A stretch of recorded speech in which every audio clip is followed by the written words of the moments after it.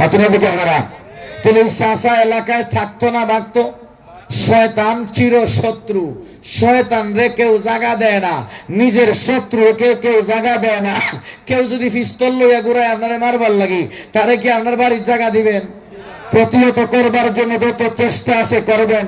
শয়তান এর চাইতেও আরো মারাত্মক শত্রু, চির শত্রু কেউ জায়গা দেয় না, তারে তাড়ায় রাখে, বাগায় রাখে। শয়তান তাড়াইতে একমাত্র রাসায়নিক বোমা হলো আল্লাহ পাকের নামের জিকির। আল্লাহ পাকের নামের আওয়াজ যত জুড়ে শয়তান যায় তত দূরে। আমরা কি পারবো না এমন জুড়ে আল্লাহ পাকের নামের আওয়াজ দিতাম? এই আওয়াজ শয়তানের কলিজার রাসায়নিক বোমার দেখে আরো কঠিন আঘাত করবে। শয়তান বরদাস্ত করতে না পাইরা সিলেট সহ বাংলাদেশের সকল শয়তান বর্ডার ক্রস কইরা সব শয়তান মোদি চাচার বাড়ি। পারতাম না আমি? বলেন আল্লাহু আকবার। ওই সমাজের বেটারে না আওয়াজ দেবেন আল্লাহু আকবার, চিল্লে বলেন আল্লাহু আকবার। আমি দেখতেছি এরপরেও কিছু যুবকে এখনো ঠুট লড়াইছে না, তার মানে সুপার গ্লু মনে লাগাইছে। অথবা যুবকরা নির্বাচনের লাগে গলারে রিজার্ভ রাখছে। নির্বাচন আইলে হিনোর মাঝে আমার ভাই তোমার ভাই গলার তার সিঁড়ি যায়, এরপরেও নেতা ছাড়ে না।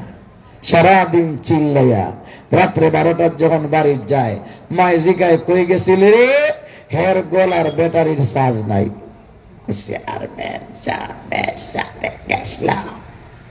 গলা আছে না গেছে? জুড়ে বলেন আছে না গেছে? কার নাম জুপ্পা? নেতার নাম জুপ্পা।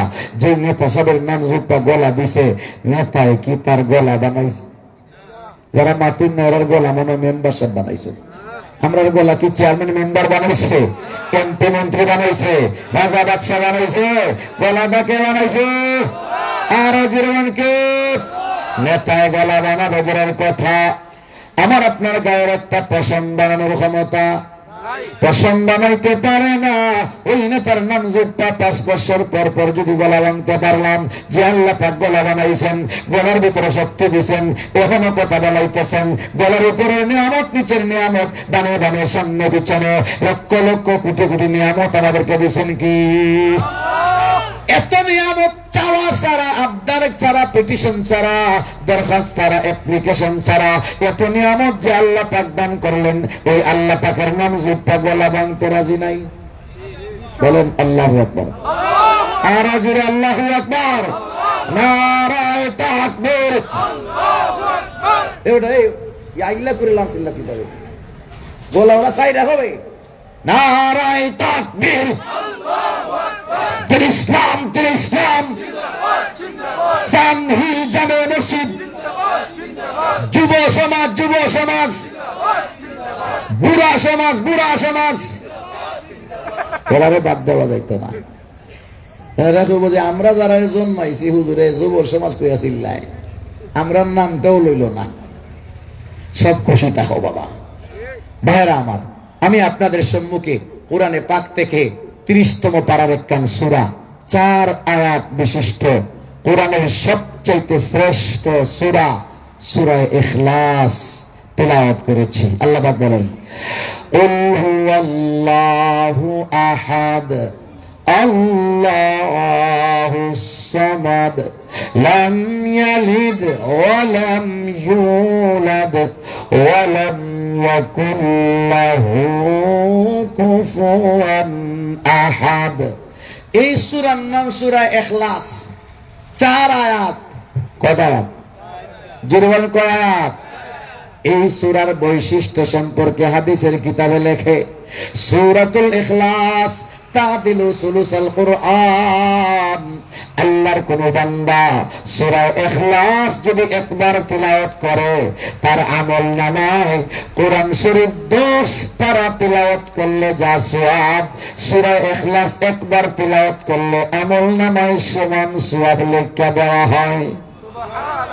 যদি 2 বার পড়ে 20 পারা কোরআন তিলাওয়াতের সওয়াব, যদি 3 বার পড়ে 30 পারা কোরআন পড়ে খতম করলে যে সওয়াব, তার আমলনামায় 3 বার সূরা ইখলাস পড়লে সমান সওয়াব উঠায়া দেওয়া হয়। সূরা ইখলাস 3 বার বললে কি সওয়াব? এক খতম কুরআন শরীফের সওয়াব। আপনারা যে মাঝে মাঝে আমরা 300 টাকা হাত দিয়া দিন খতমে কোরআনের লাগি, হাত দিয়ে ও ডিজিটাল খতম, ও ডিজিটাল দেখি আপনি 300 দিছেন, আমি 3 বার সূরা ইখলাস করে খতম করিলাই। আপনি 5000 দিবেন, তাহলে এক ফারা করে 30 ফারা খতম কইরা দোয়া করব। আপনি পয়সা দিবেন কম, আর খতম ওই যে 30 ফারা হুজুর আজকালকে এটা আগের আমি দরবারে মানুষের না। আপনারা যেভাবে ডিজিটাল স্মার্ট, আমরা হুজুররাও কম স্মার্ট না। বাতিটা দেখি আপনারা শর্টকাট, আমরাও শর্টকাট। কথা বলেন না ভাইরা আমার? সূরা ইখলাস, আমার সাথী মানুষ দেখা যায়। সূরা ইখলাস তার আরেকটা বৈশিষ্ট্য আছে। আল্লাহর রাসূলের একজন সাহাবী, আরবের মসজিদের ইমাম, তার নিয়ম ছিল তিনি প্রতি রাকাতে সূরা ফাতিহার পরে অন্য সূরা না মিলাইয়া সূরা ইখলাস তিলাওয়াত করেন। ফজরের নামাজের 2 রাকাতে সূরা ইখলাস, এশার নামাজের 2 রাকাতে সূরা ইখলাস, মাগরিবের নামাজের 2 রাকাতে সূরা ইখলাস, পুরা সপ্তাহ সূরা ইখলাস, পুরা মাস ইখলাস। সাহাবায়ে কেরাম মাতে না, কারণ নবীজি ইমাম বানায়া দিয়েছেন। নবীর ইমামের বিরুদ্ধে কথা বলা যাবে না। এক তো নবীর ইমাম, আরেক তো আমরার ইমাম, মাগো সম্মানী জিনিস, কথা বলা যাবে না। আদবের সাথে গিয়া জিজ্ঞায়, ও বা ইমাম সাহেব, 1 মাস যে খালি সুর কুল হু আল্লাহ দি মার রায়, তুমি আর কোনটা ভাও না? ইমাম সাহেব কোন, আমি তো হাফিজে কোরআন, কিন্তু আমি সব সূরা বাদ দিয়া সূরা ইখলাস রে আমি বেশি মহব্বত করি। সাহাবায়ে কেরাম ইমামরে কি মহব্বত দেখছেন, কি শ্রদ্ধা, কামরা দিয়া আদবের সাথে হয়। আমার জমানা যদি ইমাম সাহেব এক নামাজও 2 বার পড়িত, এর নামাজও তাক্কা করেন, এই ইমাম এটা কিতা শুরু করছ বেটা, আপনি না দেখি মতল দেখো তাড়াতাড়ি বিদায় দেয়, আর কোনটা ভায় না, খালি সূরা ইখলাস। এটার নাম ফলাই যেন কুল হু আল্লাহ ইমাম। সাহাবায়ে কেরাম নবীজির কাছে অভিযোগ দিলেন, ইয়া রাসূলুল্লাহ, ইয়া হাবিবাল্লাহ, 1 মাস হয়ে গেল তিনি প্রতি নামাজে শুধু সূরা ইখলাস পড়েন, আর কোন সূরা পড়েন না। নবী গো জিজ্ঞাসা করেন, উনি কেন এই সূরা পড়ে? নবী জিজ্ঞাসা করেন, রে আমার সাহাবী, তুমি কি আর কোন সূরা পাও না? নবী, আমি না আপনার কাছে হাফিজে কোরআন হইলাম, সনদ না আপনি আমাকে দিয়েছেন, আমি 30 পারা কোরআন মুখস্থ পারি, কিন্তু সূরা ইখলাস কেন পড়ি জানেন? নবী গো, কোরআন শরীফের 114 খানা সূরার মাঝে সূরা ইখলাস এই সূরাটাকে আমি সবচাইতে বেশি ভালোবাসি। নবী ডাক দিয়ে বলেন, কেন তুমি এই সূরাকে এত ভালোবাসো? সাহাবী ডাক দিয়ে বলেন, নবী গো, বাকি যে সূরাগুলো আছে প্রতিটা সূরার মধ্যে আল্লাহ পাকের আলোচনা আছে, পাশাপাশি আল্লাহ ছাড়াও অন্য আলোচনা আছে। মূসা নবীর আলোচনা আছে, ঈসা নবীর আলোচনা আছে, দাউদ নবীর আলোচনা, সুলাইমান নবীর আলোচনা, ফেরাউন নমরুদের আলোচনা, আসমান জমিনের আলোচনা আছে। সব সূরার মধ্যে ভ্যারাইটি আলোচনা আছে। একমাত্র সূরা ইখলাস, কুল হু আল্লাহ যে সূরা আছে, এই সূরার ভিতরে একমাত্র আমার আল্লাহ পাকের প্রশংসা ছাড়া, আলোচনা ছাড়া আর কারো কোনো আলোচনা নাই। আমি আমার আল্লাহকে দিল দিয়া ভালোবাসি, যেহেতু শুধু শুধু আল্লাহর আলোচনা এই সূরায়, আল্লাহর প্রশংসা এই সূরায়, এই জন্য আল্লাহকে ভালোবাসবার কারণে আল্লাহর প্রশংসার সূরাটাকে আমি বেশি ভালোবাসি। এই জন্য নামাজের মাঝে বলতে গেলে মুখ দিয়ে এই সূরা চলে আসে, অন্য সূরা আমার আসে না। নবী ডাক দিয়ে বলে, সত্যি সত্যি তুমি এই সূরা ভালোবাসো?